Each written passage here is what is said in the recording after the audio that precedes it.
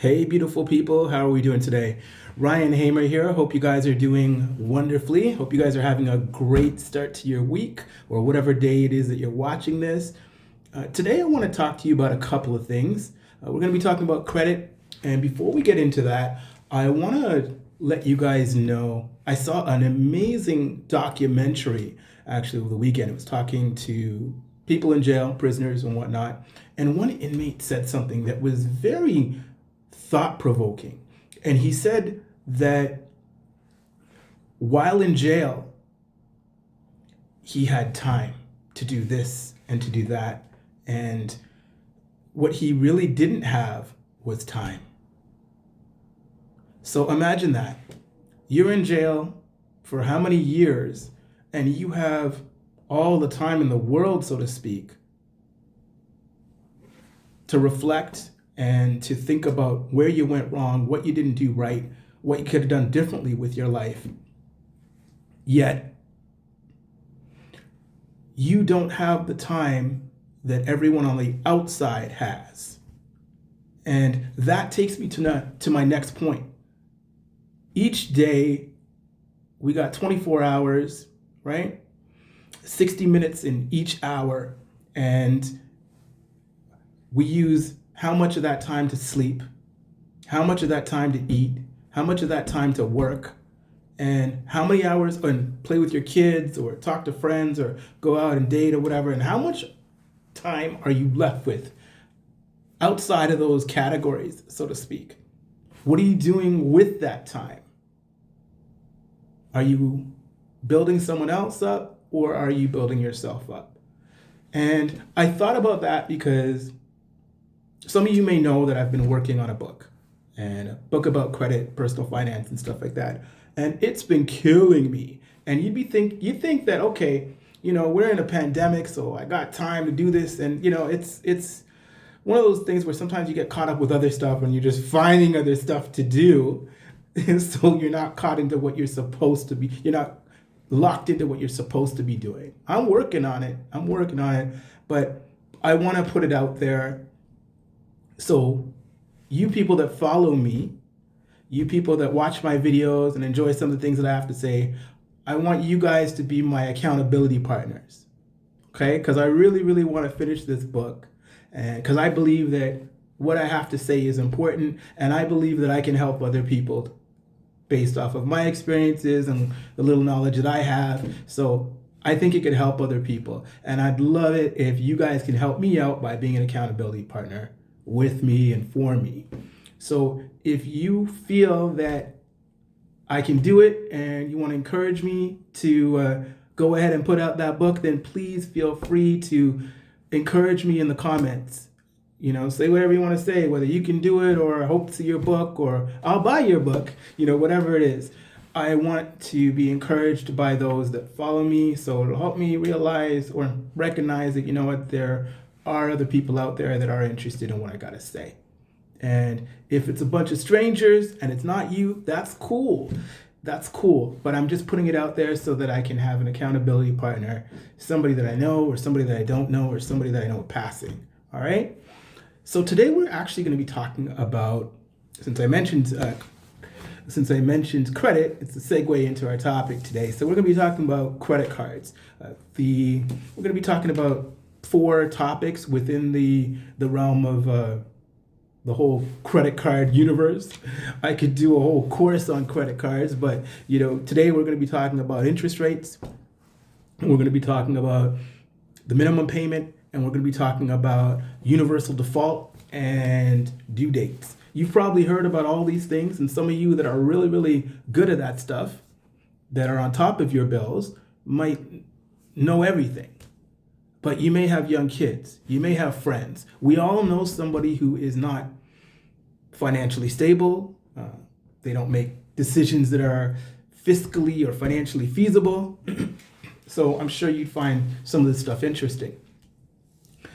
So with respect to interest rates, many years ago, the credit card companies used to have rates that were pretty high.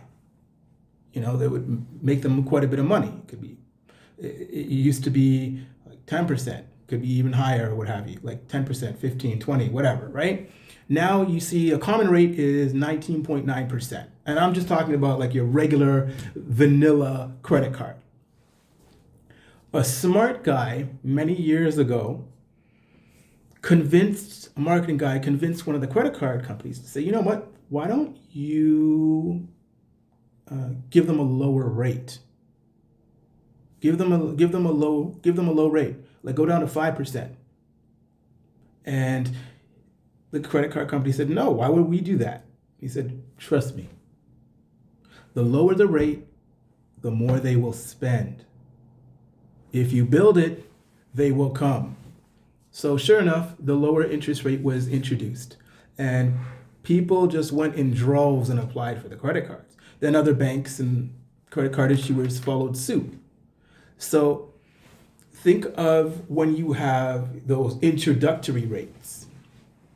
You get those introductory rates and they're even 0%. So the same guy wanted to convince another credit card company to do it for 0%. You know, balance transfers and stuff like that. 0% for 6 months, 12%, whatever. So lower than what would normally be offered. So the interesting thing about this is when you have these low rates, you don't look at the minimum payment. You don't look at that stuff. You're just spending the money, you're buying things and stuff like that. And here's the issue. The more you spend, the higher the minimum payment. The less you spend, the lower the minimum payment. And credit card companies love revolvers. Revolvers are people who just pay the minimum payment and go on to the next month and pay the minimum payment. You're just paying the top of the mountain. You're just paying the peak of the mountain. You're not paying what's at the bottom. So you're always going to be in a revolving perpetual state of debt. The minimum payment, when you pay that minimum payment, if you only pay that minimum payment, it could take you decades to actually pay off that credit card. And I know your financial state might be in such a place where you can only pay the minimum payment because that's all you can afford, but you really have to get out of that trap because it certainly is a trap and that's how they get you. That's how they get you. The minimum payment is, it's the biggest trap, right? And a lot of people think, well, I'm still keeping it. Yes, but yeah, you're keeping your credit score at a certain level. Stagnant too, because you're just making that minimum payment. You're never bringing down the balance lower than it actually could be. So there are some people that this doesn't apply to because they always pay off the balance every single month because they're balling like that, and that's okay. Also, due dates. Well, actually, no, before that, there's a thing called universal default. Universal default is when if you mess up on one credit card, just like if you mess up with one girl, she's going to go and tell her girlfriends, and they're going to go tell other girlfriends, and so on and so on and so on. So when you go try to talk to that other girl, she knows your story. And same with you fellas, when you try to, if same thing with you girls, if you mess up with one guy, he's going to tell all his friends. And that's essentially what happens. So there's some collusion like that with the credit card companies that if you are late, you miss a payment on one, don't ask me how, but sometimes the other credit card companies can get wind of that and stuff like that. And there might be some sharing information, some sharing agreements between different companies. And that's could be deep in the fine print of the credit card statements, the credit card application and agreements that we never read. So you'll get caught up like that. And if you mess up on one credit card, another credit card can jack up the interest rate. So the credit card industry is one of the few industries where you buy something and you've already paid for it, and while you're walking away, they can jack up the price on you without issue, without harm, without foul, nothing like that. And that's what they can get away with doing. So credit cards, they're godsend. Yes, they're great if used properly. Just like with Spider-Man, with great power comes great responsibility. Due dates. Now, the due date is the trickiest thing. Like, I can actually do a whole video on this, so I'm just going to highlight this quickly.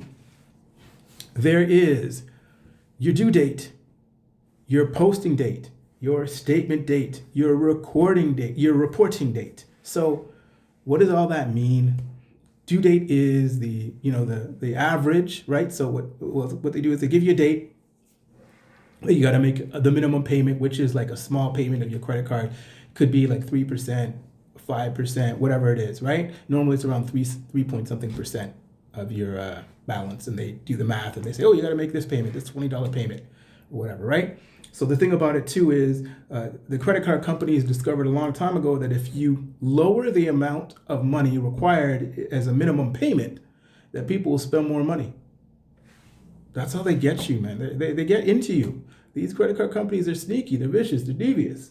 So minimum payment on the due date. So if your due date, and sometimes they're sneaky with these due dates too, right? Putting the due dates on, they look at a calendar for the whole year, months throughout the whole year, and they figure out that if they put the due date on a specific date, which falls on holidays, which falls on weekends, if you go to make a payment on that due date, knowing that it will not post instantaneously, then it could be late. So anything to get you late, which causes you to get an over limit fee, or an overdue fee, I should say, depending on where you are with your credit card. If you're at the brink to the max, then you can get an over limit fee of like maybe $20, $30, $40, and it's been going up because it used to be a lot lower back in the day, but now they got approval to raise them limits, and so it's like sky the limit. I will not be surprised if eventually we reach a time where if you actually go over, you max out your credit card, you're paying $50 on top of that. And then they're going to charge, interest on top of that. And then they can raise the interest. And so, it's a never ending cycle. So when you make your payment by the due date or on the due date, let's just say it posts, right away. You're good. Okay. You've covered that. What a lot of people do is they go and they spend money right away. Can't do that. You can't do that. There's a window of time where you have to wait, because it's either got to post, and if that's done, that's cool. You have a statement date that comes up.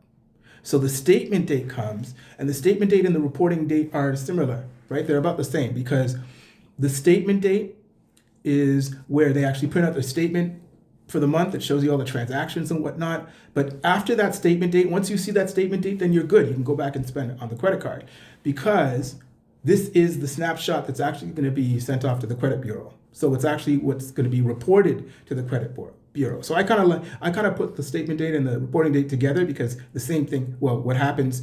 They're interdependent upon one another. You can't have one without the other. Credit bureaus can't be reported to until the final statement closed out, and then they can't report until it's actually closed out. So that's how that works. Okay.